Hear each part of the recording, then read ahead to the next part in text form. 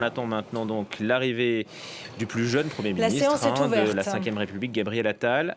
On va suivre donc la séance. Je vous indique que j'ai reçu aujourd'hui, mardi 30 janvier à 14h30, une motion de censure déposée par Madame Mathilde Panot, Monsieur Boris Vallaud, Madame Cyrielle Châtelain, Monsieur André Chassaigne et 146 membres de l'Assemblée, en application de l'article 49. S'il vous plaît, mes chers collègues, en application de l'article 49, alinéa 2 de la Constitution.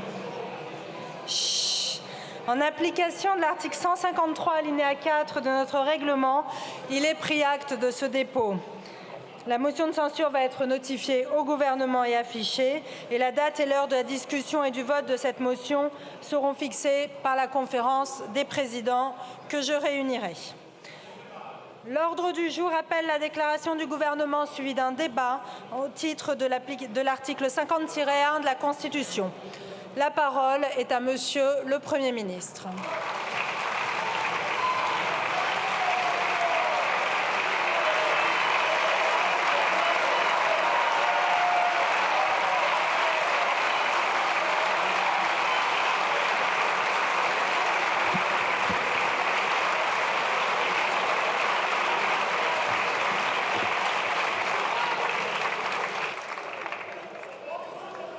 Madame la Présidente, Mesdames et Messieurs les députés, le propre de toute société humaine, c'est de regarder en face l'avenir qui se dessine devant elle, interroger son modèle, puiser en soi les ressources suffisantes pour avancer, corriger ce qui doit l'être, construire les bonnes solutions.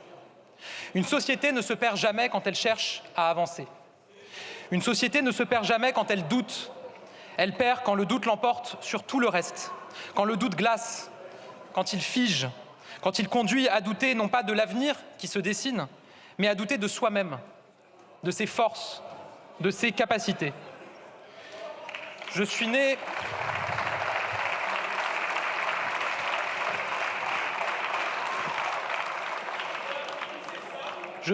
en 1989, l'année du bicentenaire de la Révolution. Une année 89 où l'on a cru que la démocratie libérale et le progrès universel triompheraient par eux-mêmes.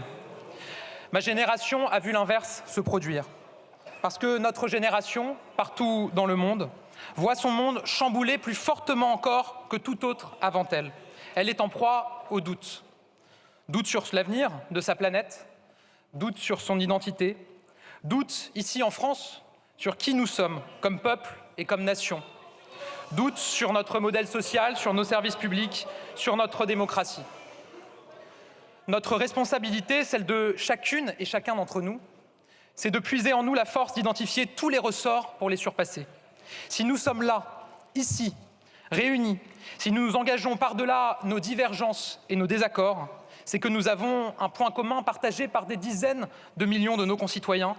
Nous voyons davantage de raisons d'espérer que de douter. C'est parce que nous sommes prêts à affronter pour avancer. Affronter pour avancer. Mesdames et Messieurs les députés,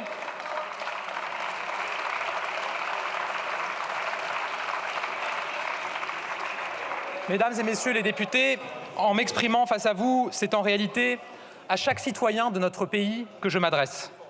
Et à travers vous, c'est à chacun de nos concitoyens que je veux le dire, nous ne sommes pas n'importe quel pays.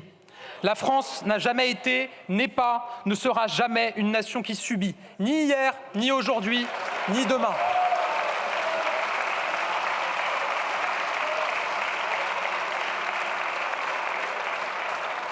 Dans les pires moments de doute, de désarroi, de désunion, elle a montré sa solidité, son supplément d'âme, qui fait d'elle une nation à nulle autre pareille. En cette année 2024, nous commémorerons les 80 ans du débarquement, moment de libération d'une France, de soutien à des Français qui, pour la plupart, n'avaient jamais cessé de croire en elle. En cette année 2024, nous rouvrirons les portes de Notre-Dame de Paris alors que l'image rétinienne des flammes reste si vive dans l'esprit des Français. En cette année 2024, nous accueillerons le monde. Un monde bouleversé, un monde divisé. Oui, nous accueillerons le monde à l'occasion des Jeux Olympiques et Paralympiques.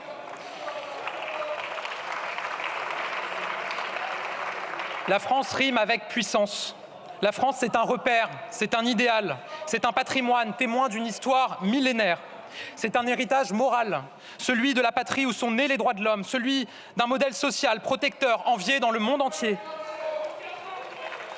La France, c'est le pays de la création que nous soutenons et qui nous fait rayonner. C'est la patrie de la recherche à laquelle nous donnons des moyens sans précédent. C'est la nation de l'innovation qui construit le monde de demain de 2030. La France, ce sont nos jeunes qui osent et qui se lancent. La France, ce sont nos familles et toutes ces mères célibataires qui se battent, qui ne lâchent rien, jamais. Ce sont nos soignants, nos professeurs, nos forces de l'ordre, tous nos agents publics, nos militaires qui s'engagent pour quelque chose qui les dépasse. Ce sont nos artisans qui font rayonner nos savoir-faire, nos agriculteurs, nos pêcheurs qui travaillent matin, midi et soir pour nous nourrir.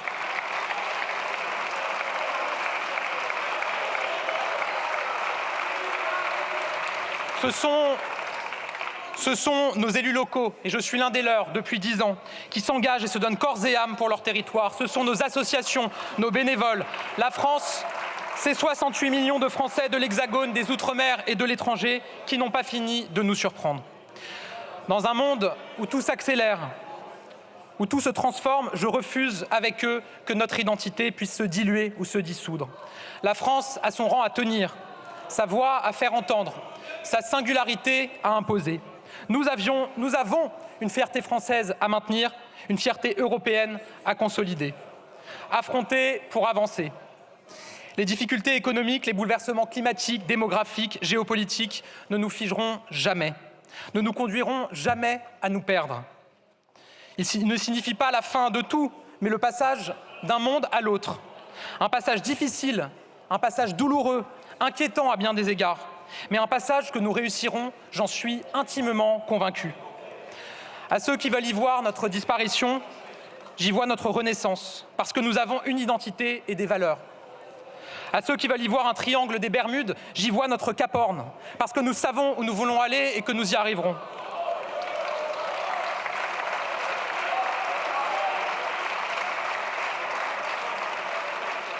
À ceux qui veulent y voir une perte de boussole, j'y vois une détermination, parce que j'ai confiance. Confiance parce que je connais le chemin que nous avons parcouru depuis 2017, les tabous que nous avons levés, les obstacles que nous avons franchis. J'ai confiance parce que je connais les Français, leur énergie, leur volonté, leur créativité. J'ai confiance parce que, face aux épreuves, aux inquiétudes, aux crises, notre pays s'est toujours relevé. L'épidémie de Covid a mis à jour bon nombre de fractures dans notre société. Elle a poussé notre modèle social dans ses retranchements. Mais notre pays a tenu et nous avons protégé nos concitoyens mieux que beaucoup d'autres l'ont fait.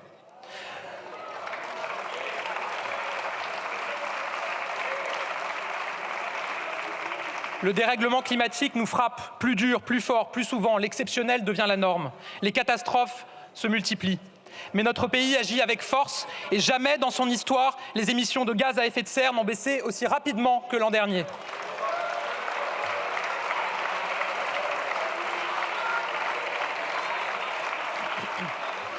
La guerre en Ukraine a ébranlé l'Europe.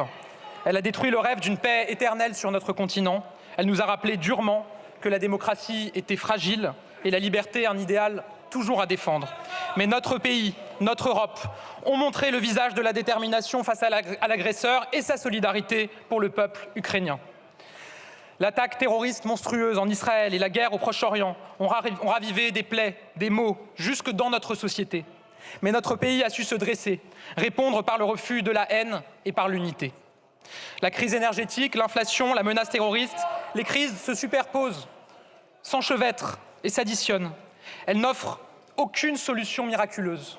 Mais méthodiquement, avec les Français, nous y répondrons. Bien sûr, face à ces crises, pour beaucoup de Français, l'avenir est davantage une crainte qu'une promesse. Et encore trop de Français ont le sentiment de perdre le contrôle de leur propre vie. Avec le président de la République, avec mon gouvernement, je ne m'y résous pas, je ne m'y résoudrai jamais.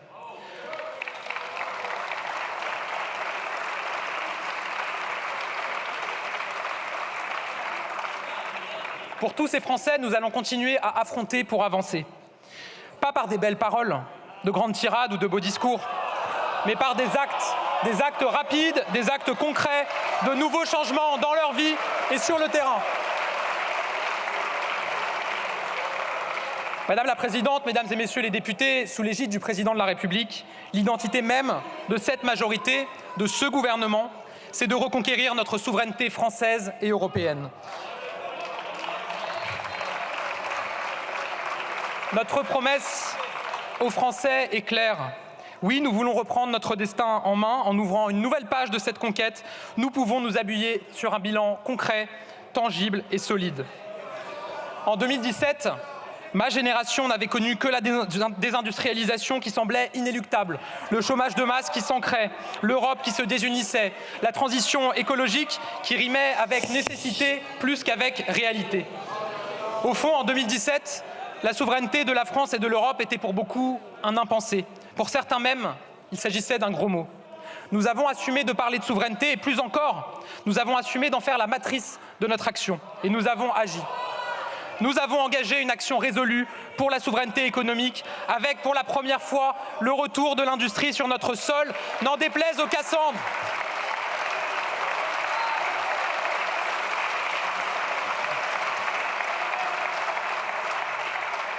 N'en déplaise aux Cassandres, il y a désormais plus d'usines qui ouvrent que d'usines qui ferment en France, plus d'emplois industriels qui sont créés que d'emplois industriels qui sont détruits en France. Ça n'était pas arrivé depuis 30 ans.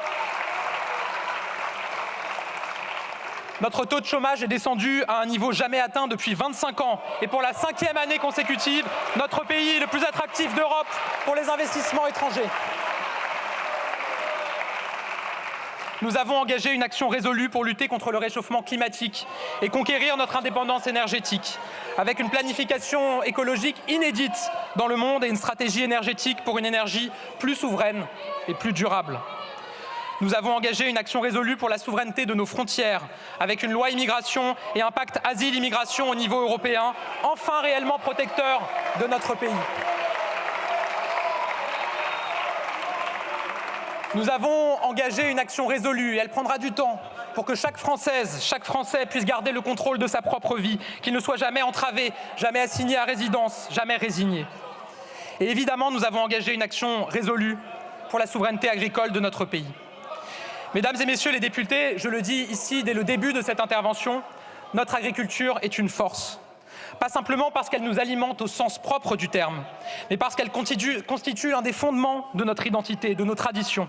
Parce que nos agriculteurs incarnent des valeurs fondamentales et qui, lorsqu'elles sont bridées, fragilisent l'ensemble de la société. Je pense à la valeur travail, à l'effort et à la liberté d'entreprendre.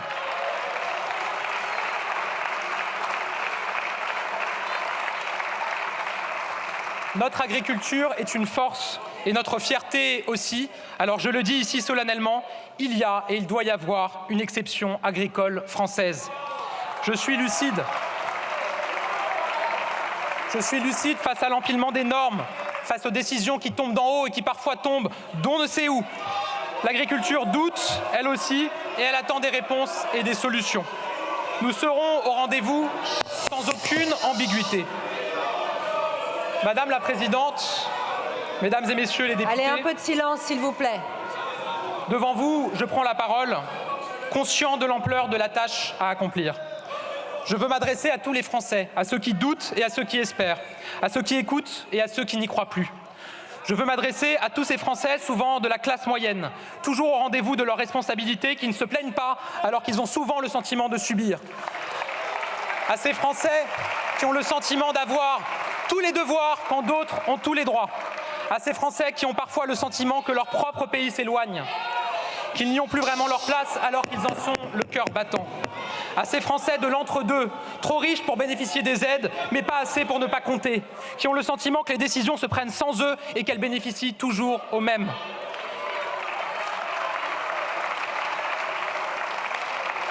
À ces Français qui ont parfois l'impression de vivre dans une France archipel, dont les ponts seraient sur le point de rompre, mais ces Français qui espèrent, au fond d'eux, qu'on parviendra à les réunir. À ces Français qui ne demandent pas la lune, mais simplement à pouvoir vivre de leur travail, éduquer leurs enfants, se soigner et vivre en sécurité. Je les entends, je les comprends, Et comme la majorité y œuvre depuis 2017, je veux contribuer à leur répondre. Je le veux avec d'autant plus de détermination que je sais le risque pour eux de les laisser céder à des sirènes qui ne conduiraient qu'au chaos, à la division et à l'effondrement. Car je suis lucide que pendant que nous agissons, certains guettent, entretiennent les colères et espèrent en récolter les fruits. Mesdames et messieurs les députés, le défi est immense et j'ai bien conscience que nous ne pourrons pas le relever seuls avec mes ministres que je remercie pour leur engagement sans faille. J'ai bien conscience aussi du message très clair exprimé par les Français en 2022. Nous avons une majorité que je salue, à qui je veux dire ma confiance et ma fidélité. Mais cette majorité est relative. Et les Français attendent que nous cessions les querelles de principe pour échanger et pour agir ensemble. Depuis 2022, depuis 18 mois, sur bien des textes, nous y sommes parvenus. Et aujourd'hui, je le dis à la majorité comme aux oppositions, nous avons la France en partage. Nous avons, je le crois, un devoir commun de transcender les clivages, les désaccords et les divisions pour œuvrer au service des Français.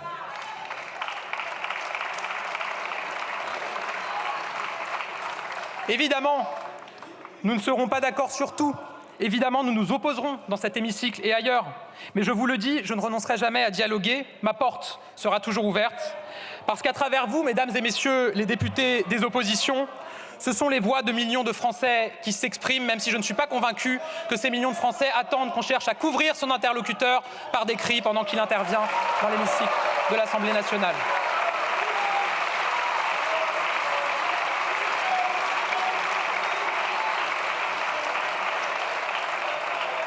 C'est aussi cela la méthode que je veux pour mon gouvernement. Respecter les Français, respecter les oppositions, respecter notre Parlement, je m'y engage, j'en serai le garant. Ma méthode a toujours été la même. Chaque Français porte une vérité sur notre pays, nous devons l'écouter et y répondre. Forces politiques, organisations syndicales, élus locaux français, depuis ma nomination, j'ai entamé des échanges, toujours avec franchise et lucidité. Alors avec vous, je veux chercher à faire résonner les mots de nos concitoyens, répondre à leurs inquiétudes et porter leurs espoirs. Alors mesdames et messieurs les députés, ma priorité est claire. Favoriser le travail pour que ceux qui en sont éloignés s'en rapprochent, en soutenant ceux qui n'ont que le fruit de leur travail pour vivre et qui sont toujours au rendez-vous de leurs responsabilités.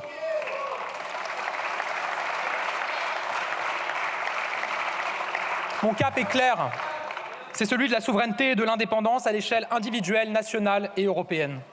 Ma méthode est claire, elle reste la même, dire les choses. Dire la vérité, même quand ça fait mal, même quand ça nous conduit à remettre en cause nos propres décisions. Dire la vérité donc et agir vraiment, agir maintenant. Madame la Présidente, Mesdames et Messieurs les députés, parler aux Français, c'est au fond entendre 4 appels à l'action. Pour le travail, pour qu'ils payent mieux et toujours plus que l'inactivité, partout et pour tous. Pour nos services publics, pour qu'ils soient accessibles et de qualité, partout et pour tous. Pour l'autorité, le civisme, le respect des droits et devoirs, partout et pour tous. Pour un environnement plus respirable, partout et pour tous. Et je veux l'affirmer, nous n'avons pas renoncé aux grandes conquêtes et à la création de droits nouveaux. Mesdames et messieurs les députés, pour le travail, pour nos services publics et le rétablissement de l'autorité dans notre société, pour la transition écologique, nous partons aujourd'hui d'un bilan solide. Derrière le cap fixé par le président de la République, nous avons multiplié les actions et les réformes. Et je veux rendre ici hommage à l'action déterminante d'Édouard Philippe, Jean Castex et Elisabeth Borne, dont le sens de l'État et la détermination à faire sont des exemples. Je veux rendre hommage à la majorité toujours mobilisée pour améliorer le quotidien des Français. Je veux saluer tous les parlementaires qui ont accepté de sortir des logiques partisanes pour permettre l'adoption de nombreux textes. Aujourd'hui, les résultats sont là. Depuis 2017, nous avons montré que le chômage de masse n'était pas une fatalité. Nous avons engagé des réformes fortes qui avaient été trop longtemps repoussées. Nous avons pris les ordonnances travail dès le début du premier quinquennat.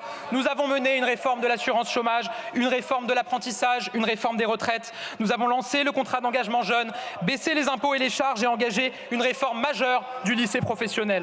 Aujourd'hui, le chômage a baissé de 2 points. 2 millions d'emplois ont été créés. Notre industrie revient avec 100 000 emplois industriels créés et la réouverture de 300 usines. Le nombre d'apprentis a plus que triplé. Ils sont désormais plus de 850 000 en France et nous avons le cap du million en vue.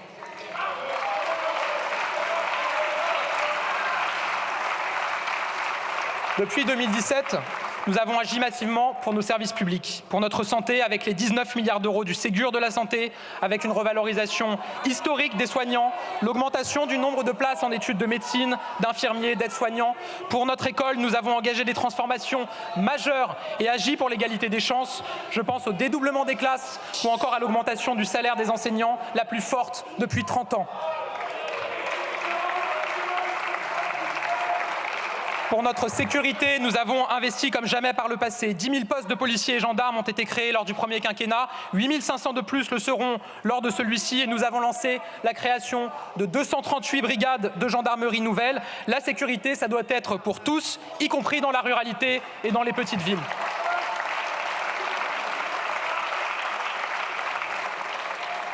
Depuis 2017, pour la planète, nous avons préféré aux grands mots les vrais actes. Nous agissons. Et nous agissons plus qu'aucune majorité avant nous. Avant 2017, les émissions de gaz à effet de serre baissaient d'1% en moyenne en France. Dans le premier quinquennat, elles ont baissé de 2% en moyenne en France. L'an dernier, sur les 9 premiers mois de l'année seulement, elles ont baissé de près de 5%. C'est le crédit de notre action sur la transition écologique. Et conformément à l'engagement du président de la République, nous avons désormais une stratégie complète, secteur par secteur, territoire par territoire, la planification écologique. Nous nous donnons les moyens de réussir et nous investissons cette année 40 milliards d'euros pour la transition écologique. Madame la Présidente, Mesdames et Messieurs les députés, nous avons beaucoup fait, mais il reste encore du chemin. Alors avec mon gouvernement, je suis prêt, je suis déterminé.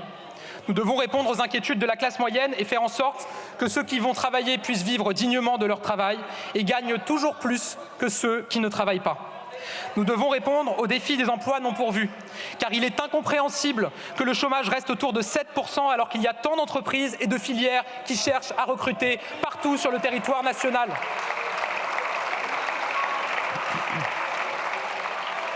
Nous avons en France un paradoxe. Nous avons un salaire minimum, un SMIC, nettement supérieur à celui de nos voisins. Et nous en sommes fiers. Mais nous avons une part de nos travailleurs proches du SMIC beaucoup plus importante que nos voisins. C'est un problème. D'abord, nous agirons résolument pour que les branches professionnelles qui continuent à rémunérer en dessous du SMIC remontent ces rémunérations. C'était le cas d'une 60aine d'entre elles l'été dernier. Grâce à la mobilisation engagée alors, nous étions descendus à une 30aine à la fin de l'année 2023. La revalorisation du SMIC au 1er janvier dernier en a fait redescendre une partie en dessous du SMIC. Je demande de poursuivre et amplifier la mobilisation pour des résultats rapides et je n'exclus aucune mesure pour y parvenir.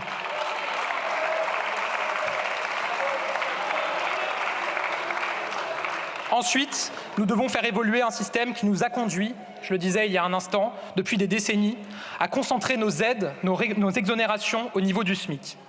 Aujourd'hui, pour augmenter de 100 € le revenu d'un employé au SMIC, l'employeur doit débourser 238 € de plus. Quant au salarié, il perd 39 € de prime d'activité, il voit sa CSG et ses cotisations sociales augmenter de 26% et il rentre dans l'impôt sur le revenu. En bref, autant le dire, notre système, fruit de réformes successives, pétri de bonnes intentions ces dernières décennies, a placé notre monde économique dans une situation où il n'y a quasiment plus aucun intérêt pour quiconque à augmenter un salarié au SMIC. On ne peut accepter une France où beaucoup sont condamnés à rester proches du SMIC toute leur carrière.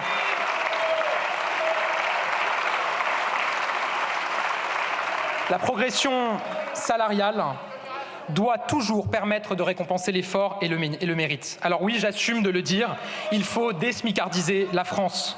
Dès le prochain projet de loi de finances, en nous appuyant sur les propositions de parlementaires, de partenaires sociaux et sur un certain nombre de travaux d'experts qui sont actuellement conduits, nous commencerons à réformer ce système.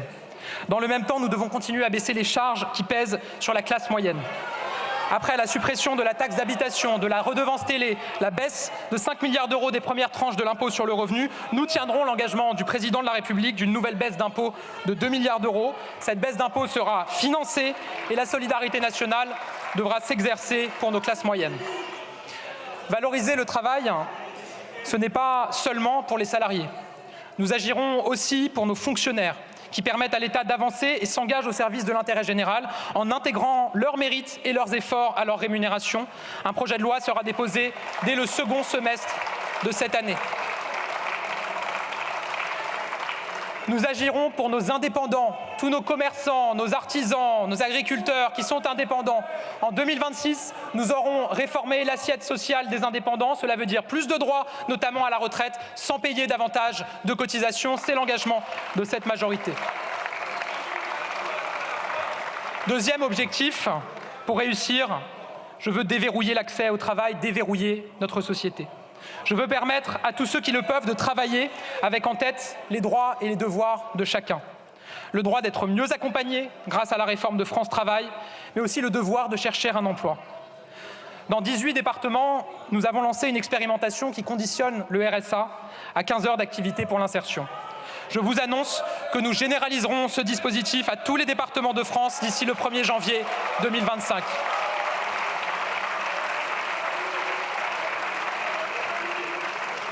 De plus, nous devons aller plus loin dans la réforme de l'assurance chômage.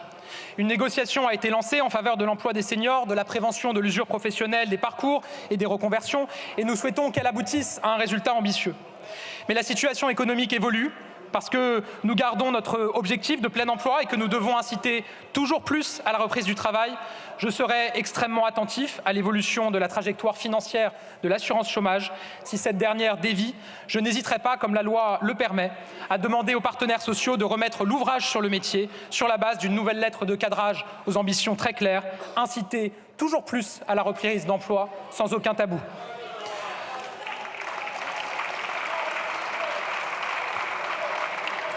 Nous assumerons également de combattre toutes les trappes à inactivité.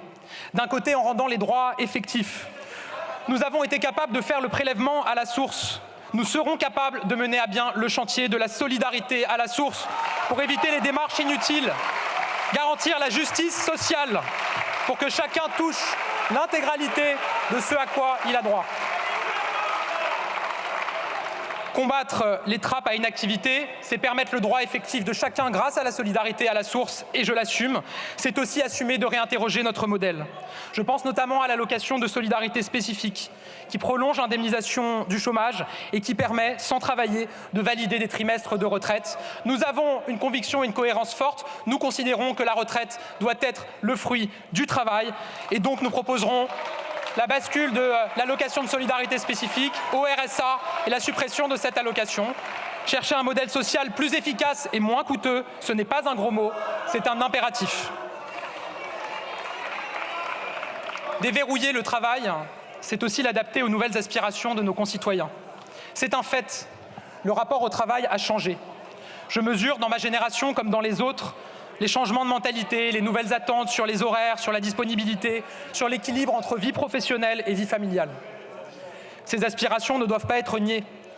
Elles ne doivent pas être caricaturées non plus, au risque de décevoir certains ici. Personne ne demande un droit à la paresse dans notre pays.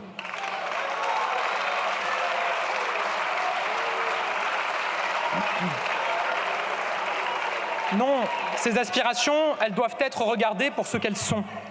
Notre rapport au travail, c'est notre rapport au temps, à l'équilibre personnel. On ne peut pas appliquer les mêmes calques génération après génération. Les attentes changent, les technologies évoluent et font apparaître de nouvelles fractures. Je pense notamment à celles entre ceux qui peuvent télétravailler et ceux qui ne peuvent pas télétravailler. Alors les conditions de travail doivent aussi évoluer et l'État doit donner l'exemple. Comme ministre des Comptes publics, j'avais décidé d'expérimenter dans mon administration, non pas la semaine de 4 jours, mais la semaine en 4 jours, sans réduction du temps de travail. À certains endroits, il y a eu peu de candidats, je l'avoue. À d'autres, ils sont nombreux à avoir choisi de pouvoir arriver plus tôt le matin, partir plus tard le soir pour travailler un jour de moins.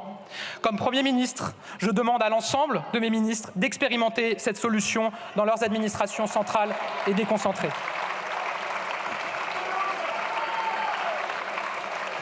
Oui, l'État doit donner l'exemple s'agissant de l'organisation du travail, notamment pour toutes ces personnes qui travaillent dur et qui se sentent invisibles. Je pense notamment aux personnes du ménage, parfois forcées à faire des heures de transport en commun au milieu de la nuit, tout ça pour éviter qu'elles ne travaillent en même temps que les salariés et qu'elles croisent les agents qui sont dans les bureaux. Là aussi, je veux que l'État montre l'exemple et que désormais, dans l'État, les personnels d'entretien de l'administration qui le souhaitent puissent travailler aux mêmes horaires que tout le monde, c'est-à-dire aux horaires de bureau.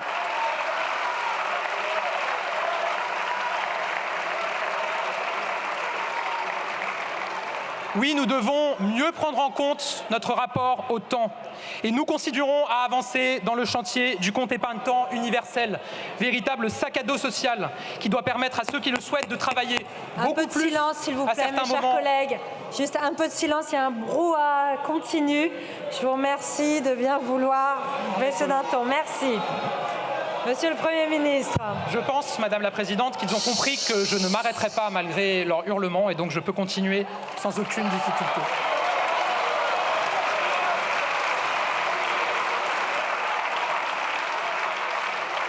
Mieux prendre en compte notre rapport au temps et nous continuerons à avancer dans le chantier du compte épargne-temps universel. Je l'ai dit il y a un instant, véritable sac à dos social qui doit permettre à ceux qui le souhaitent de travailler beaucoup plus à certains moments de leur vie où ils le peuvent, notamment quand ils sont jeunes et n'ont pas encore de responsabilité familiale, pour pouvoir ensuite, à d'autres moments de leur vie, travailler moins, pour développer un projet, pour s'occuper de sa famille ou d'un proche qui en a besoin.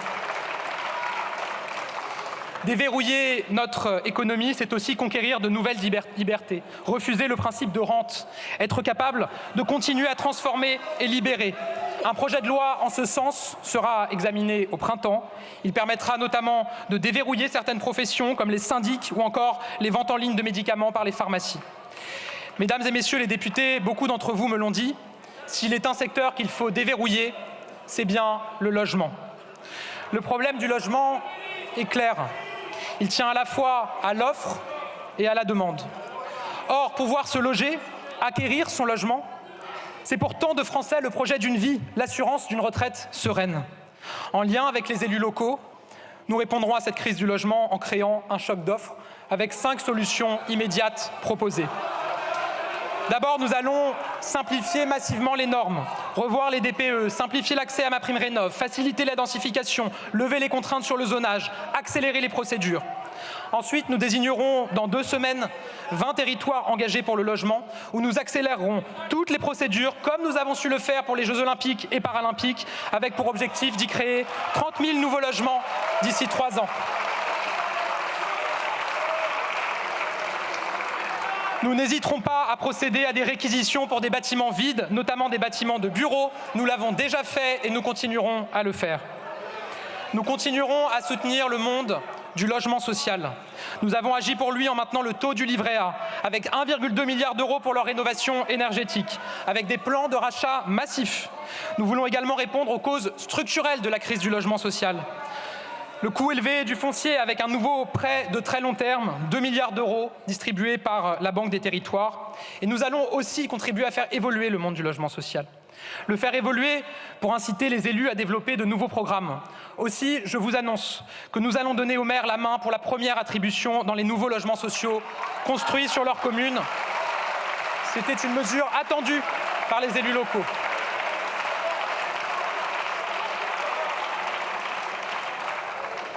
Nous allons aussi engager un chantier, une réflexion pour faire évoluer le logement social pour qu'il réponde davantage aux classes moyennes.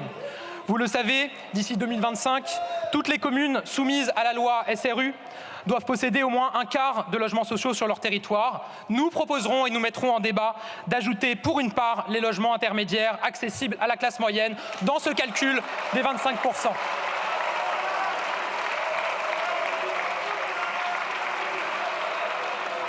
Mesdames et messieurs les députés, désmicardiser pour promouvoir le travail, déverrouiller pour libérer la croissance, je veux aussi débureaucratiser la France.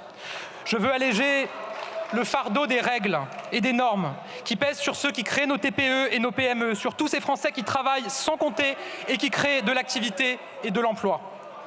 Il a été évalué que chaque année, ce sont 60 milliards d'euros que nous perdons à cause des démarches et des complexités de notre quotidien. Aussi, nous engagerons après l'été une nouvelle étape de la réforme du droit du travail avec un objectif clair, libérer nos TPE et nos PME, simplifier considérablement leur quotidien et leur permettre de négocier certaines règles directement, entreprise par entreprise. Mais cet élan de simplification ne doit pas se limiter au travail. Partout dans notre pays, les Français me racontent combien les normes les oppressent, les brident, les empêchent de faire et d'avancer.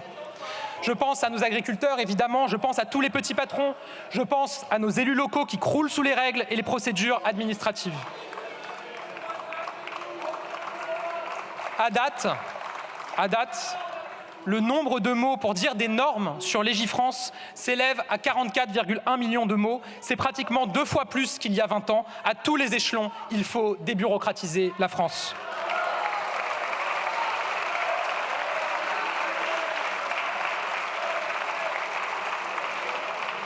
Nous évaluerons les normes qui peuvent être supprimées ou simplifiées avec les Français, avec les professionnels, avec les élus. Nous regarderons les démarches qui peuvent être améliorées. Tous les sujets sont sur la table. Mon seul objectif, c'est de libérer les Français dans leurs initiatives, c'est de les laisser vivre et respirer. Supprimer des normes, c'est possible.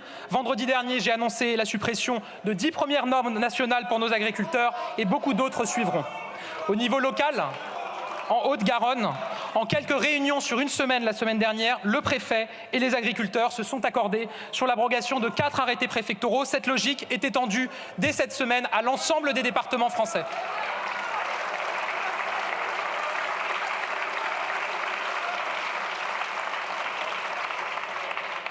Simplifier les démarches, c'est possible. Et je vous annonce que dès cette année, chacun pourra enfin porter plainte en ligne partout sur le territoire.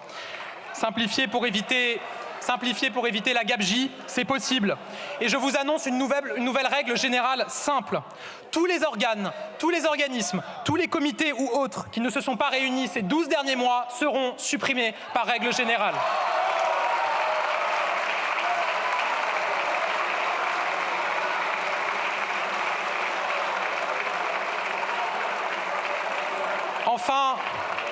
Enfin, des pans entiers de notre économie demandent des simplifications encore drastiques, notamment pour accélérer le retour de notre industrie.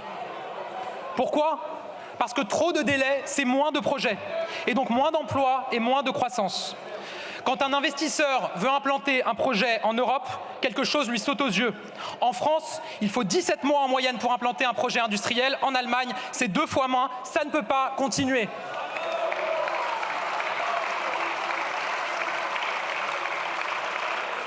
Avec le projet de loi Industrie verte, nous avons marqué une première étape.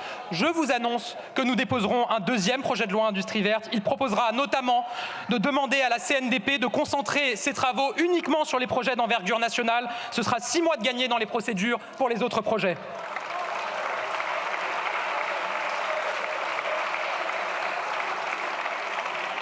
La bureaucratie qui recule, c'est la liberté qui avance. Je veux libérer les Français des contraintes qui les freinent et sont autant de boulets pour notre économie.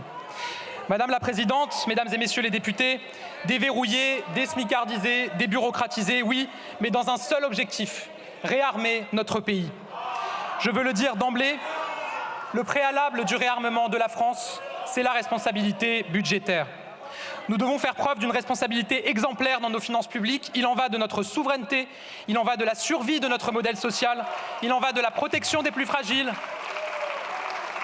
de la protection des classes moyennes, qui seraient les premières victimes des coupes massives et des hausses drastiques auxquelles nous serions contraints si nous ne tenons pas notre trajectoire de réduction des déficits et de notre dette.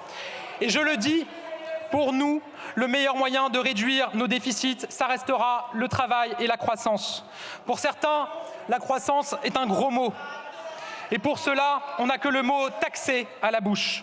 Tout y est passé dans les propositions parlementaires ces 2 dernières années. J'étais aux premières loges en tant que ministre du Budget. Vous avez voulu taxer les heures supplémentaires des ouvriers, le patrimoine des retraités et même les successions des petits agriculteurs.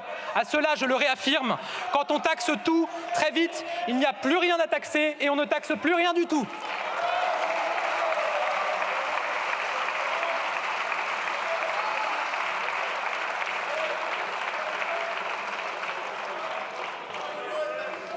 Je vous confirme que nous poursuivrons le même cap, repasser sous les 3% de déficit public d'ici 2027, grâce à plus de croissance, plus d'activité, à la maîtrise de nos dépenses, pas grâce à trop d'impôts, grâce à des économies de structure aussi.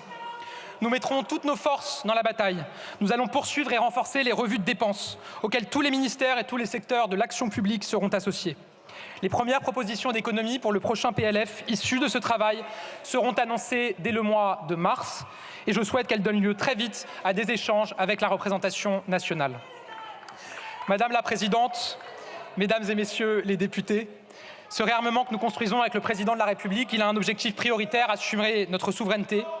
Alors oui, nous continuerons à renforcer notre souveraineté nationale et européenne, où nos frontières doivent être respectées.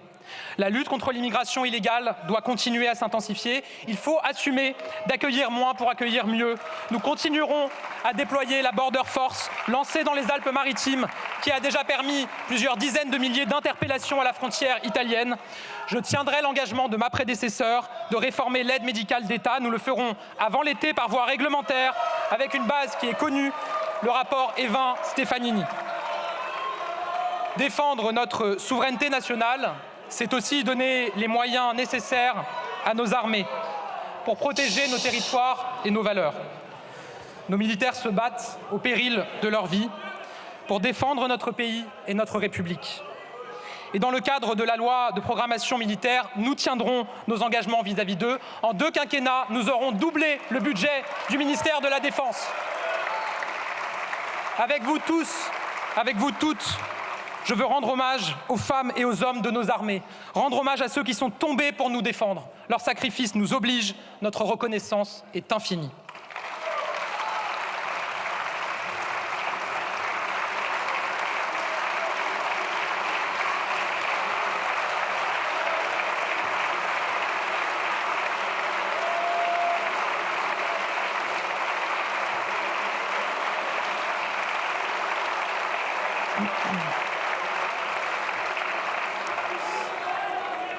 Notre souveraineté, c'est aussi notre capacité à répondre aux besoins de nos concitoyens.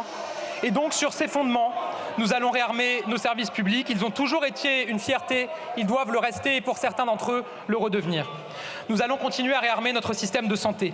Et avec vous, je veux rendre hommage à tous les soignants de France, chacun à leur poste, chacun dans leur spécialité. Ils sont les visages de l'engagement, de l'accompagnement, de l'attention et de l'humanité.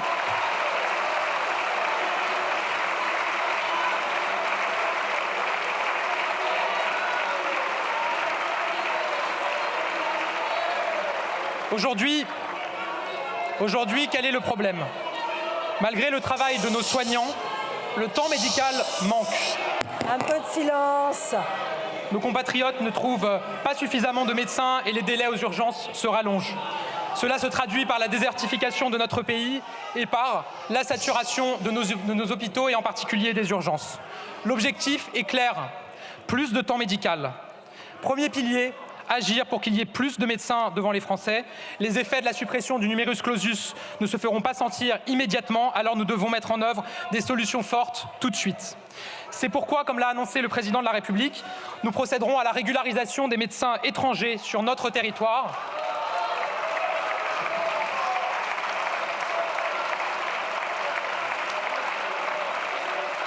C'est pourquoi aussi, je vous l'annonce, je nommerai un émissaire chargé d'aller chercher à l'étranger des médecins qui voudraient venir exercer en France.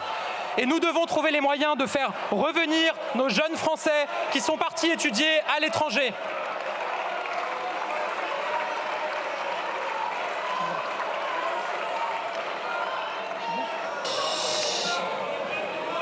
Nous devons aussi, et c'est ce qu'a proposé le député Neuder, mieux reconnaître l'expertise et la volonté de soignants qui ont fait beaucoup d'études et qui ont une vraie expérience. Une infirmière anesthésiste qui a un bac+5, plusieurs années de carrière et d'expérience, elle doit pouvoir, si elle le souhaite, rentrer directement au moins en 3e année de médecine pour devenir médecin, si elle le souhaite.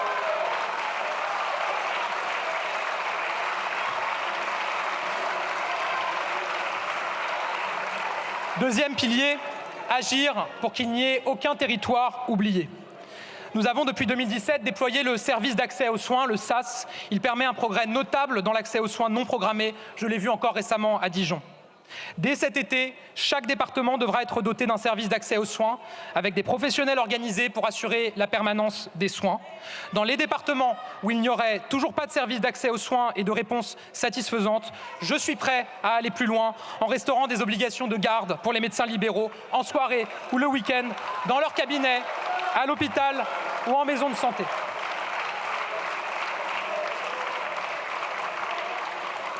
Troisième pilier, libérer les médecins pour qu'ils se concentrent sur le soin. Nous poursuivrons les chantiers que nous avons engagés, notamment pour l'attractivité de tous les métiers du soin.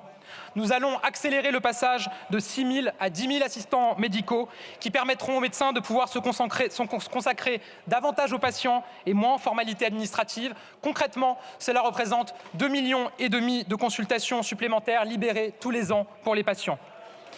Ensuite, nous allons poursuivre notre action en faveur de l'hôpital. Les moyens du Ségur de la santé ne sont pas encore arrivés partout. Ces lourdeurs, ces lenteurs sont insupportables. Cela changera rapidement. Enfin, il y a encore aujourd'hui trop de rendez-vous médicaux qui ne sont pas honorés. Pour les médecins, il est insupportable d'avoir chaque jour des patients qui ont un rendez-vous et qui ne se présentent pas. Pour les Français, il est insupportable de savoir que des millions d'heures sont perdues alors qu'ils attendent parfois des mois pour un rendez-vous. Je souhaite un principe simple qui se traduise par des mesures claires dès cette année. Quand on a rendez-vous chez le médecin et qu'on ne vient pas sans prévenir, on paye.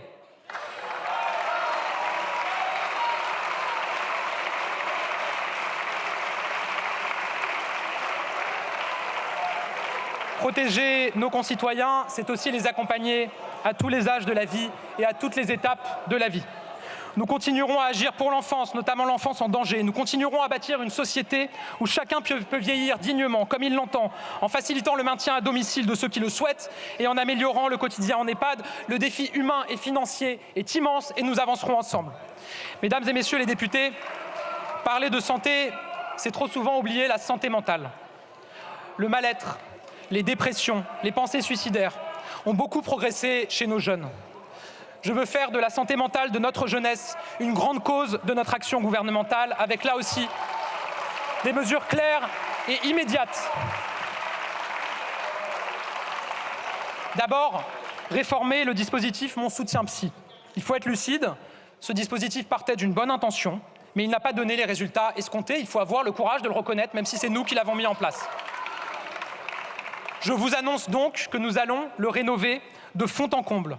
Nous allons augmenter le tarif de la consultation remboursée pour limiter au maximum le reste à charge pour les jeunes patients et leurs familles. Et pour lever tous les verrous, nous permettrons aussi aux jeunes d'avoir accès directement aux psychologues pris en charge sans nécessairement passer par un médecin.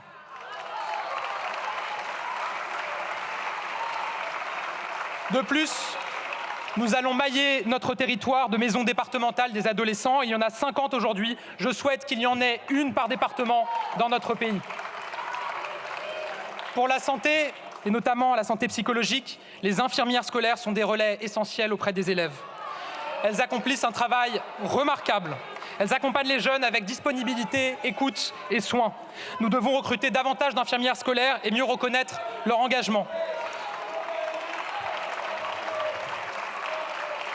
Aussi, je vous annonce, et c'est grâce à un amendement porté par cette majorité, un budget supplémentaire dans le dernier PLF, que j'ai décidé de verser aux infirmières scolaires en mai prochain une prime exceptionnelle de 800 € et de revaloriser leur salaire de 200 € net par mois à compter de cette date.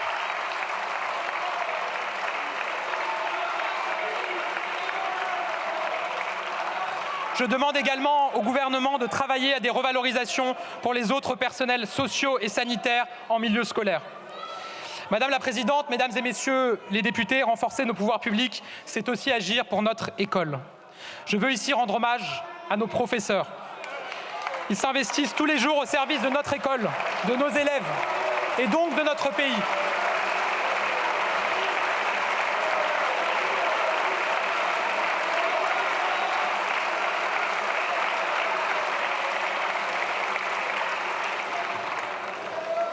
J'ai souvent dit ma fierté d'être leur ministre et aujourd'hui, comme Premier ministre, je n'oublie rien de ce que nous leur devons et je serai toujours à leur côté.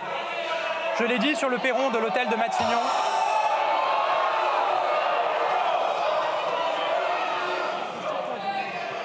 Je l'ai dit sur le perron de l'hôtel de Matignon dès mes premières minutes comme Premier ministre, l'école est la mère des batailles.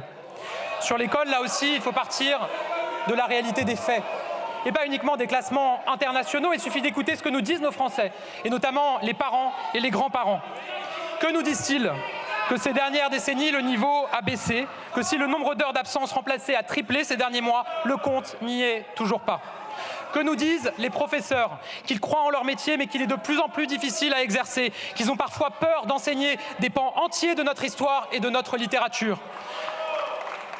Que nous disent les jeunes qui envisagent de devenir enseignants? que la formation initiale telle qu'elle est organisée ne correspond pas à leurs attentes et freine leur vocation. Nous allons continuer à leur répondre. Pour élever le niveau des élèves, j'avais lancé le choc des savoirs, il doit maintenant se déployer.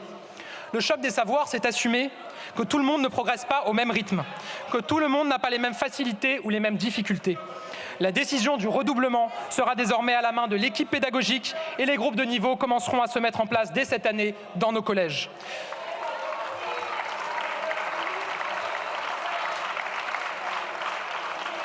Parce qu'une école du passage automatique, où l'on glisse de classe en classe sans vérifier si on a le niveau pour passer dans la classe supérieure, c'est une école où tout le monde stagne, où le niveau baisse. Nous assumons de porter une école des savoirs, de l'exigence, de l'excellence, où chacun apprend à son rythme. Améliorer les savoirs, c'est évidemment aussi agir sur la question des remplacements. Nous évaluerons le pacte enseignant et si de nouvelles mesures s'imposent, nous les prendrons. Veiller au niveau des élèves, c'est réagir face aux nouveaux défis qui les menacent.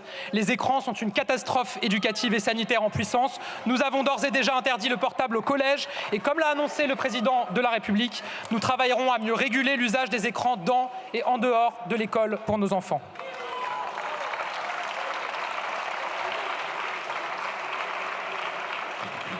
J'ajoute qu'une école des savoirs, c'est aussi une école qui permet de se projeter dans l'avenir. Désormais, tous les élèves de seconde devront faire un stage de 2 semaines. Nous continuerons à rapprocher l'école de l'entreprise, des métiers, des administrations, des associations. Une école qui fonctionne, c'est une école où nos professeurs sont mieux formés. Nous réformerons la formation initiale des enseignants pour construire les écoles normales du XXIe siècle. Cette réforme sera présentée d'ici au mois de mars. Une école qui marche, c'est aussi une école où les élèves sont heureux. Trop longtemps, le bien-être des élèves est resté un impensé. Le résultat, nous le connaissons. Ce sont notamment les drames du harcèlement. Notre stratégie contre le harcèlement, qui a permis de briser des tabous majeurs et très concrète, désormais, c'est l'élève harceleur qui doit quitter l'école, plus l'élève victime qui subissait la double peine. Je suis fier que nous ayons décidé de ce changement. Le bien-être à l'école, c'est aussi donner toute leur place aux élèves en situation de handicap. Bâtir une société inclusive est au cœur des priorités de mon gouvernement. Cela vaut dans tous les domaines, j'y suis très attentif. Nous accompagnerons nos concitoyens en situation de handicap en toutes circonstances. Nous leur simplifierons la vie. Nous prendrons intégralement en charge le remboursement des fauteuils roulants de ceux qui en ont besoin, comme nous y sommes engagés. Nous agirons partout et particulièrement à l'école. Depuis des années, l'État et les collectivités se renvoient la balle sur la prise en charge des AESH sur la pause du midi. Résultat, dans beaucoup d'endroits, personne ne le finance et la conséquence, c'est une double défaite. Des élèves qui ne sont pas suffisamment bien accompagnés au moment du repas et des AESH qui ne peuvent pas faire un temps complet pour améliorer leur rémunération. Il faut sortir de cette situation où chacun se renvoie la balle. Je prends une décision claire. L'État prendra ses responsabilités et financera désormais l'accompagnement des enfants en situation de handicap sur le temps du déjeuner, en lieu et place des collectivités locales. C'est un enjeu de solidarité, de dignité et de reconnaissance. Réarmer l'école, c'est réaffirmer nos valeurs. Car je crois que la transmission du savoir est impossible sans respect de l'autorité, sans respect de nos valeurs républicaines, au premier rang desquelles la laïcité. On ne négocie pas avec la République, on l'accepte, on la respecte en entier, sans mais, sans la moindre exception.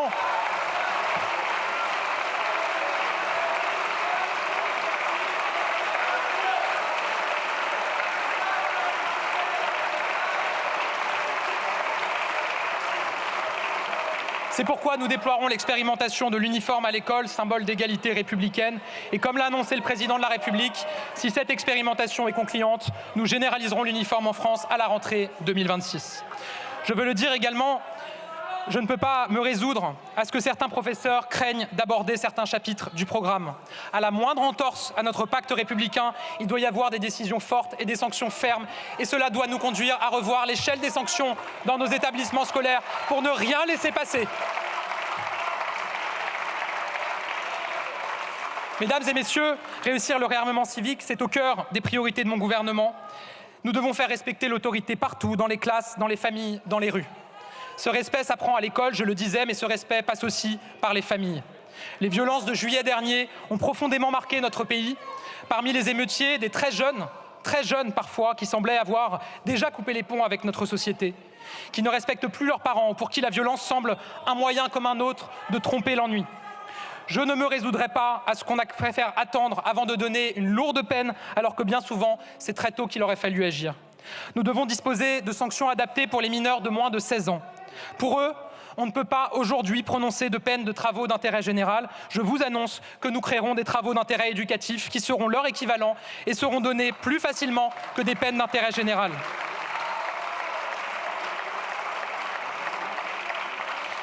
Cela fera partie de la révision de l'échelle des sanctions dans nos établissements scolaires que j'évoquais il y a un instant. Dès le plus jeune âge, il faut en revenir à un principe clair. Tu casses, tu répares, tu salis, tu nettoies, tu défies l'autorité, on t'apprend à la respecter.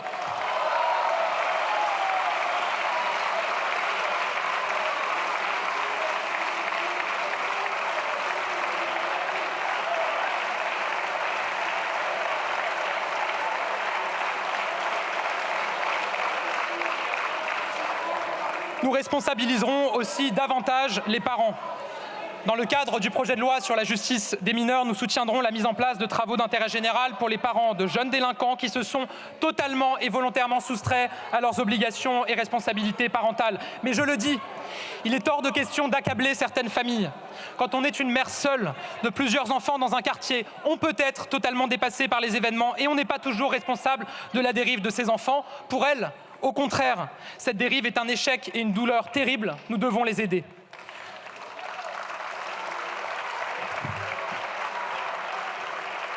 Et je ne me résous pas à ce que nous ayons une situation où nous ayons des familles dépassées par les événements avec des enfants qui ne respectent pas nos règles et qui sont violents d'un côté et 50 000 places d'internat disponibles de l'autre. Nous y répondrons. Désormais, quand un jeune sera sur la mauvaise pente, plutôt que de les laisser plonger dans la délinquance, nous proposerons aux parents de le placer en internat en y facilitant l'accès, y compris financier. Nous allons le couper de ses mauvaises fréquentations, nous allons lui offrir un cadre, un enseignement, une chance.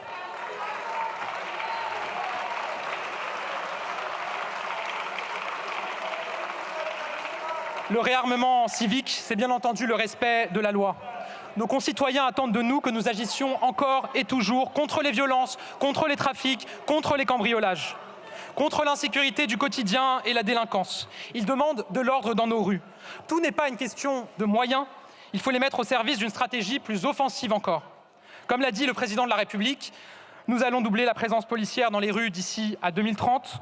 Nous allons mener des actions coordonnées de tous les services de l'État, forces de l'ordre, éducation, services sociaux dans certains quartiers. C'est le sens des forces d'action républicaines. Nous les déploierons dès la fin du mois de février dans 3 premiers territoires, à Maubeuge, à Valence et à Besançon. Contre l'insécurité, nous nous sommes fixés 2 priorités. La lutte contre les stupéfiants et la lutte contre la délinquance du quotidien, en particulier les cambriolages. Nous allons encore monter d'un cran dans notre combat contre la drogue, en mettant en œuvre un nouveau plan de lutte contre les stupéfiants. Notre stratégie de harcèlement et de pilonnage contre les dealers porte ses fruits. Nous avons réussi à faire disparaître 1/4 des points de deal. Alors nous allons poursuivre avec 10 opérations place nette par semaine. Nous devons aussi taper les dealers au porte-monnaie et leur couper les vivres. C'est pourquoi nous allons désormais geler les avoirs des trafiquants de drogue qui sont identifiés.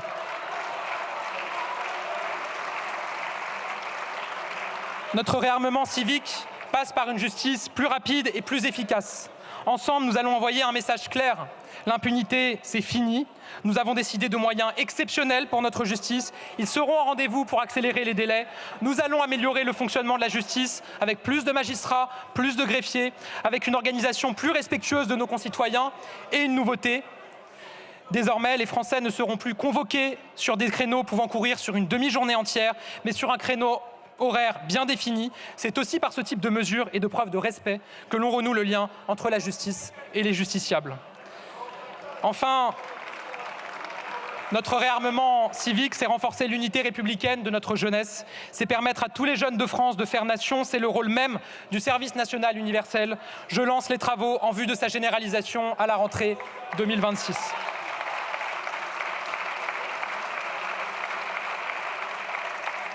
Mesdames et messieurs les députés, parler de nos services publics, c'est aussi parler de nos territoires.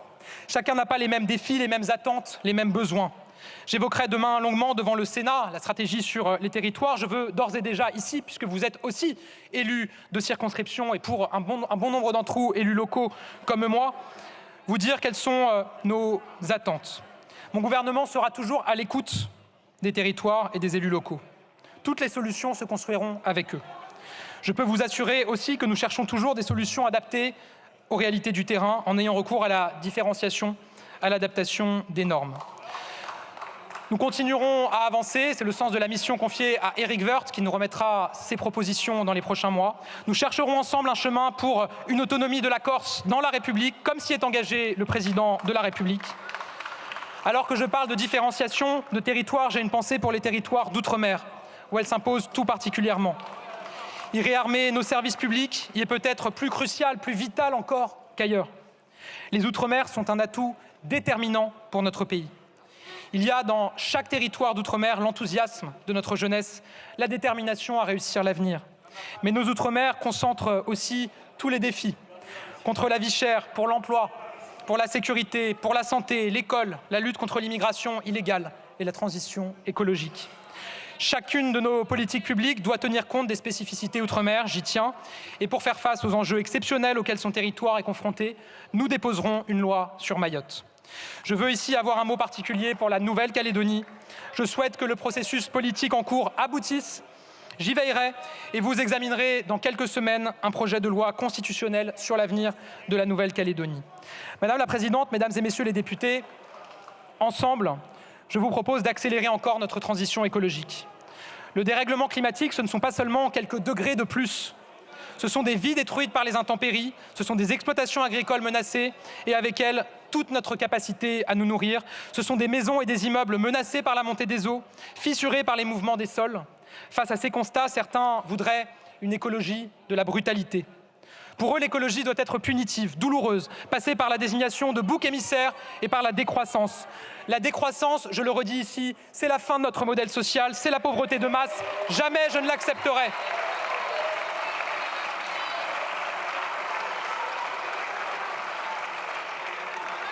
Je crois au contraire qu'on ne fera pas l'écologie contre le peuple. Je crois au contraire qu'il faut entendre les inquiétudes des Français, de tous les Français. Il faut entendre les agriculteurs qui travaillent et qui s'inquiètent pour leur avenir et leur métier. Il faut entendre les élus locaux qui veulent développer leur commune. Il faut entendre les millions de Français des villes moyennes, des petites communes et de la ruralité, pour qui la voiture est gage de travail et de liberté. L'écologie sans le peuple, c'est paver le chemin aux crises sociales et au renoncement. Au contraire, nous allons continuer à bâtir ensemble une écologie populaire, une écologie à la française, avec les Français, pour les Français. C'est le sens de la planification écologique qui protégera la biodiversité et permettra une baisse radicale de nos émissions de gaz à effet de serre, une baisse de 55% d'ici 2030. Une écologie populaire, c'est une écologie où chacun agit à la hauteur de ses moyens. C'est pourquoi l'État sera exemplaire. C'est pourquoi nous continuerons d'aider les entreprises à participer activement à l'effort. Je suis fier que les 50 sites industriels les plus émetteurs, 50 sites qui représentaient à eux-mêmes 10% de nos émissions de gaz à effet de serre en France, se soient tous engagés à réduire leurs émissions de près de moitié d'ici 2030. Et je vous annonce que nous lancerons une initiative similaire contre la pollution plastique pour les 50 sites qui mettent le plus d'emballages plastiques sur le marché. Une écologie populaire, c'est une écologie des solutions. Le président de la République s'était engagé à lancer une offre de véhicules électriques pour moins de 100 € par mois. Cet engagement est tenu et le succès est déjà au rendez-vous. Le président de la République s'est engagé à développer les RER métropolitains, à investir massivement dans le ferroviaire. Cet engagement, lui aussi, nous le tiendrons. Une écologie populaire, c'est une écologie de la croissance et de l'emploi. Le retour de l'industrie, les investissements en faveur de la décarbonation grâce à France 2030, les métiers de la rénovation thermique ou le secteur de l'économie circulaire. Oui, la transition écologique regorge d'opportunités, de secteurs en croissance, de filières nouvelles. Oui, nous ferons rimer climat avec croissance.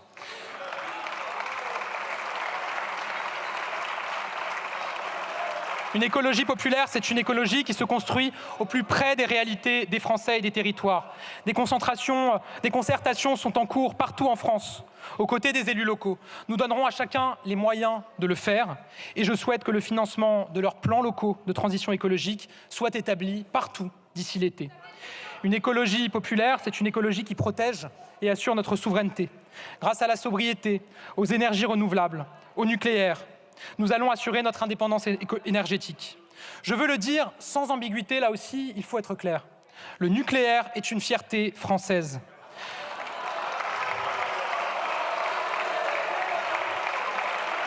Le nucléaire, c'est un atout majeur pour notre pays. J'assume d'être à la tête d'un gouvernement pro-énergie nucléaire avec une majorité pro-énergie nucléaire qui me soutient. Nous allons continuer à la montée en puissance de notre parc nucléaire, investir massivement dans les programmes. Cette année, l'EPR de Flamanville sera opérationnel. C'est aussi grâce au nucléaire que nous pouvons garantir les meilleurs prix aux Français. Nous protégerons mieux les consommateurs et régulerons les prix d'électricité afin qu'ils se rapprochent des coûts de production. Et nous continuerons à développer les énergies renouvelables de la même manière que nous développerons le nucléaire dans notre pays. Enfin, mesdames et messieurs les députés, bâtir une écologie populaire, c'est répondre aux aspirations de notre jeunesse. Réussir la transition écologique est le défi de notre génération. Notre jeunesse veut s'engager, participer, aider. Elle le fait déjà beaucoup d'ailleurs. Elle se demande parfois comment être utile pour la planète. C'est pourquoi nous lancerons un service civique écologique qui rassemblera d'ici à la fin du quinquennat 50 000 jeunes prêts à s'engager concrètement pour le climat. J'ajoute que si nous devons réduire nos émissions et protéger notre biodiversité, nous devons aussi nous adapter au dérèglement climatique. Nous adapter, c'est nous préparer. C'est veiller à ce que chacun, même les plus fragiles, soit prêt face aux ravages du dérèglement climatique. Nous présenterons dès ce trimestre un nouveau plan d'adaptation au changement climatique. Il présentera des solutions adaptées à chaque territoire, notamment dans les Outre-mer. Enfin, je vous annonce que nous ferons évoluer le régime de catastrophes naturelles pour le moderniser et éviter que certains assureurs n'abandonnent les territoires les plus à risque. Enfin, je l'ai déjà évoqué et j'y reviens, nous devons mener notre réarmement agricole. Produire et protéger pour notre souveraineté, voilà mon approche. Depuis 2017, nous avons engagé ce combat de la souveraineté et du revenu. C'est le sens des plans de filière, des différentes lois Egalim, du Varenne de l'eau. Nous avons débloqué 250 millions d'euros pour trouver des alternatives aux phytosanitaires. C'est un effort inédit. Sur l'Union européenne, nous avons toujours été moteurs sur la réciprocité et les clauses miroirs et nous les ferons respecter. Produire, oui, ça vous dérange, Produire, c'est d'abord donner du temps à nos agriculteurs pour passer plus de temps dans leurs champs, moins de temps devant leurs écrans. Produire, c'est être souverain. Je souhaite que cet objectif de souveraineté alimentaire soit désormais clairement inscrit dans la loi. Protéger face aux crises climatiques et sanitaires. Le gouvernement l'a toujours fait lors du gel, des sécheresses, de la grippe aviaire. Nous avons adopté un budget de l'assurance récolte sans précédent avec un budget historique. Nous continuerons à le faire. Protéger face à la concurrence déloyale, c'est le combat pour la réciprocité et pour les mesures miroirs que je vais continuer à mener avec détermination. Ce combat, il doit se mener en Europe, comme nous l'avons fait sur les médicaments vétérinaires. Mais nous devons aller plus loin, changer de logique.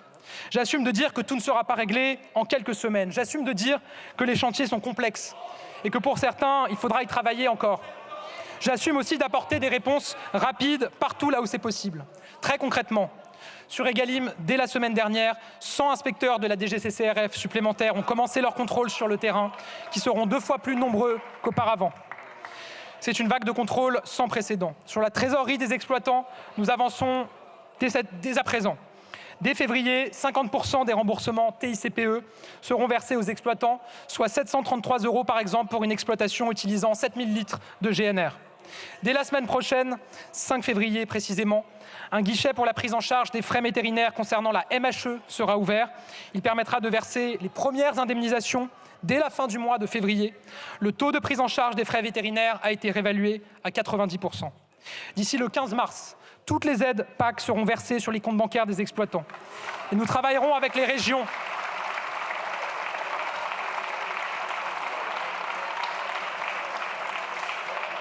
Et nous travaillerons avec les régions pour que les aides à l'installation des jeunes agriculteurs puissent être versées dans les prochaines semaines. Pour certains, cela fait plus d'1 an qu'ils attendent. Et la semaine dernière, le fonds d'urgence Bretagne a été doublé. Sur la simplification, j'ai parlé du travail tout à l'heure, des 10 premières normes, du travail au niveau local, nous allons poursuivre. Et nous irons plus loin encore. Et tout ce que nous pouvons faire dès maintenant, nous le ferons. D'ores et déjà, je peux vous dire que nous avons avancé ces derniers jours dans la discussion, dans l'échange avec les agriculteurs et leurs représentants sur une série de sujets. Sur l'élevage, nous avons mis en œuvre un dispositif fiscal qui doit leur permettre de faire face à l'inflation, notamment sur les prix de leurs bêtes. Nous le renforcerons pour protéger toujours davantage nos éleveurs. Sur Egalim, là c'est très clair. J'ai déjà parlé des amendes et des contrôles, mais je peux vous dire que toutes les amendes qui seront infligées à l'industrie et à la grande distribution seront réutilisées pour soutenir financièrement nos agriculteurs. Sur la viticulture, oui, nos viticulteurs souffrent, mais notre filière viticole est notre fierté. Elle fait rayonner la France. Et donc je vous annonce que nous allons débloquer dans les prochains jours des moyens nouveaux avec un fonds d'urgence avant la fin de la semaine pour soutenir nos viticulteurs, particulièrement en Occitanie. Sur les contrôles, je lance aujourd'hui un grand plan de contrôle sur la traçabilité des produits. L'objectif est clair, garantir une concurrence équitable, notamment pour que les normes qu'on applique aux agriculteurs soient aussi respectées par les marchandises étrangères. Au niveau européen, nos 3 priorités immédiates sont claires. Les jachères, les importations ukrainiennes, notamment de volailles, et le Mercosur. Ces sujets seront portés et sont portés très fortement par le gouvernement et le président lui-même.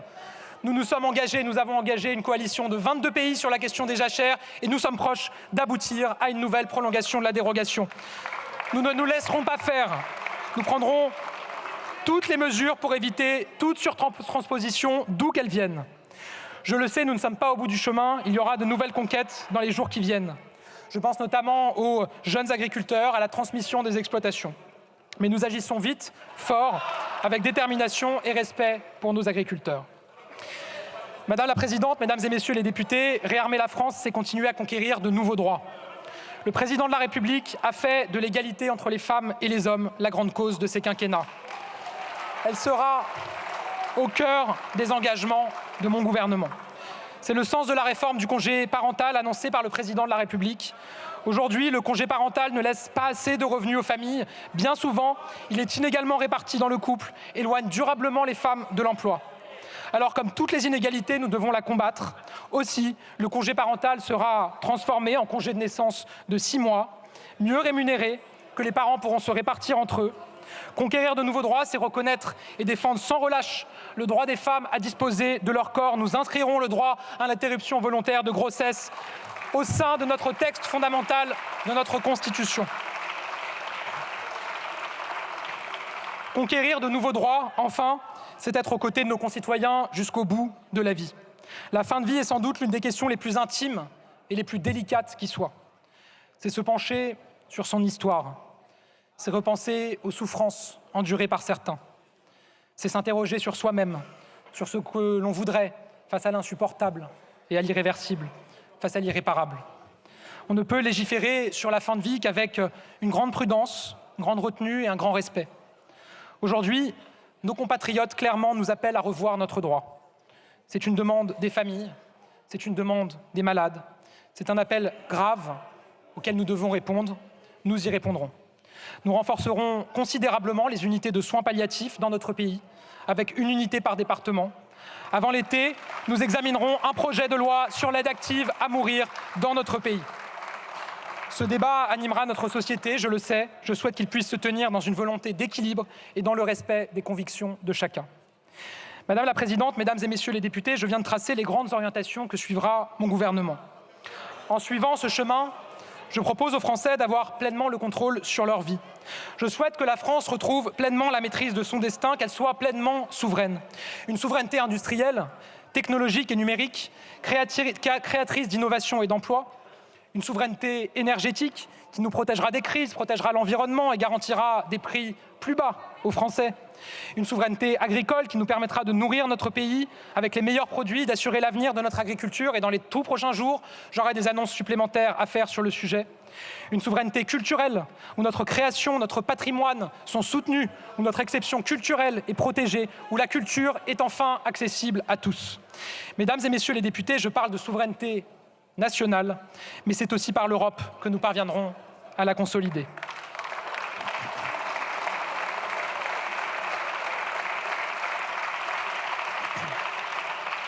Depuis 2017 et le discours de la Sorbonne du président de la République, l'Europe a changé. Elle a surmonté les crises, pris ses responsabilités. C'est grâce à l'Europe que nous avons pu avoir des vaccins face à l'épidémie. Grâce à l'Europe que nous avons bénéficié du plan de relance massif.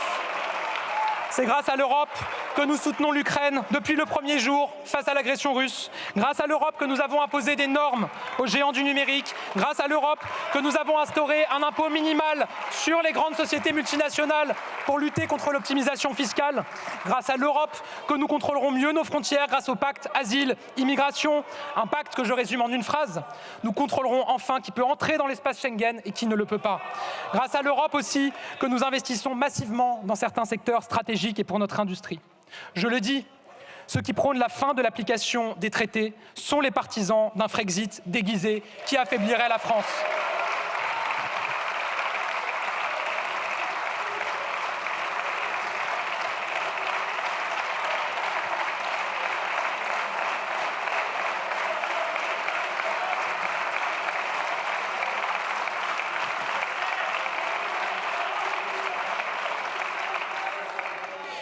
Moins d'Europe, c'est moins de puissance pour la France. Je ne prendrai qu'un exemple, et il fera mal à certains ici, le Brexit. Ses partisans promettaient des jours heureux à l'économie britannique et au peuple anglais. La semaine dernière, à cause du Brexit, les derniers hauts fourneaux de Grande-Bretagne ont fermé. On ne produit plus d'acier au Royaume-Uni. Nous, en France, au contraire, notamment grâce aux investissements de l'Europe, l'industrie revient.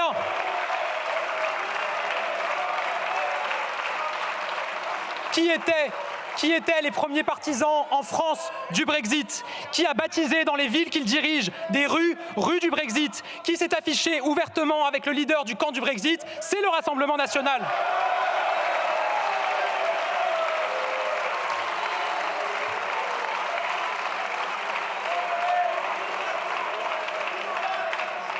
L'Europe, éternel bouc émissaire de ceux qui, faute de pouvoir diriger un pays, veulent détruire tout un continent.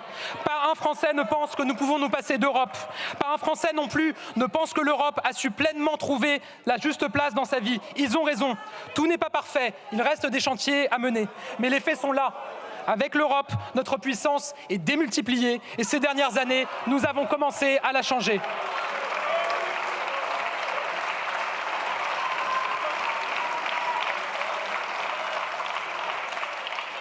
Et je le dis solennellement, à l'heure où il est minuit moins une dans le siècle, face aux impérialismes, les masques devront tomber.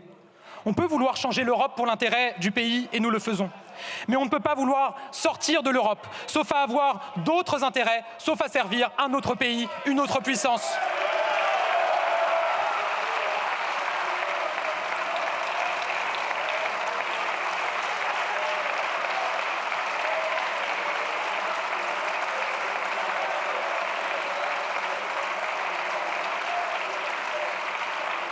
Madame la Présidente, Mesdames et Messieurs les députés, voilà les grands principes qui guideront mon action, celle de mon gouvernement, pour la France et pour les Français. Pour notre France qui n'a jamais perdu son ambition de grandeur. Pour ces Français qui n'ont jamais manqué à leurs devoirs. Ces axes que je vous ai présentés, ils sont une réponse aux enjeux de la nation. Probablement pas la seule, mais le reflet de l'ambition que nous portons avec le Président de la République. Ils correspondent aussi aux rêves qu'une génération avait appris à ne plus porter. Trouver un emploi stable, acheter un logement, fonder une famille, faire des sacrifices mais acceptables s'ils servent à l'ascension de leurs enfants. Aimer les paysages, une culture commune, une société libre et tenue. Dans une époque si difficile, il n'y a pas de réponse simple, mais il y a des espoirs tranquilles à raviver. J'assumerai toujours de débattre avec vous. Je respecterai toujours vos opinions, vos propositions. Je ne rejetterai jamais la critique tant qu'elle est constructive. Ces mots, je les adresse à vous, Je les adresse aussi aux Français, je sais leurs attentes, je sais qu'ils ne me pardonneront rien. Les temps sont troublés, les doutes sont nombreux, mais l'espoir est là. La France est puissante, parce que ce qui nous réunit est toujours plus fort, parce que la France, notre pays, notre nation, notre terre demeureront notre fierté. Parce que oui, être français en 2024, oui, c'est une fierté. Notre société est plus ouverte, plus audacieuse, plus pionnière que l'image que nous nous renvoyons parfois à nous-mêmes. Être français en 2024, c'est vivre dans un pays où l'histoire s'écrit. Être français en 2024, c'est vivre dans un pays qui n'a pas renoncé au progrès social, à protéger les droits de tous, et surtout de toutes, et à en conquérir de nouveaux. Être français en 2024, c'est vivre dans un pays dont l'honneur est de se battre pour la stabilité du monde, pour la justice et pour la paix. Être français en 2024, c'est, dans un pays qui il y a 10 ans seulement se déchirait encore sur le mariage pour tous, pouvoir être Premier ministre en assumant ouvertement son homosexualité. De tout cela, je vois la preuve que notre pays bouge, la preuve que les mentalités évoluent, la preuve que nous n'avons aucune raison de céder à la fatalité. Alors je n'ai qu'une chose à dire à nos concitoyens. Quelle que soit leur couleur de peau, leur origine, leur adresse, leur croyance, la France est votre pays. Et en France, tout est possible. Madame la Présidente, Mesdames et Messieurs les députés, oui, nous sommes fiers d'être Français. Et avec vous, je veux faire briller cette fierté française. Je viens de vous présenter le cap de mon gouvernement. Le cap pris sous l'autorité du Président de la République pour reprendre pleinement notre destin en main et restaurer notre souveraineté. Et aujourd'hui, nous sommes prêts à voir la vérité en face, prêts à écouter, prêts à entendre la voix de tous les Français, prêts à agir, prêts à œuvrer sans relâche, fidèles à notre devise républicaine, prêts à garantir la liberté, à œuvrer pour plus d'égalité, à toujours choisir la fraternité. Parce que, Madame la Présidente, Mesdames et Messieurs les députés, nous ne sommes pas n'importe quel pays. Nous ne serons jamais une puissance moyenne qui se résignerait au déclin avec fatalité. Nous ne sommes pas condamnés à subir, mais déterminés à agir, déterminés à prendre notre destin en main, déterminés, Madame la Présidente, Mesdames et Messieurs les députés, parce que nous sommes la France et que rien ne résiste au peuple français.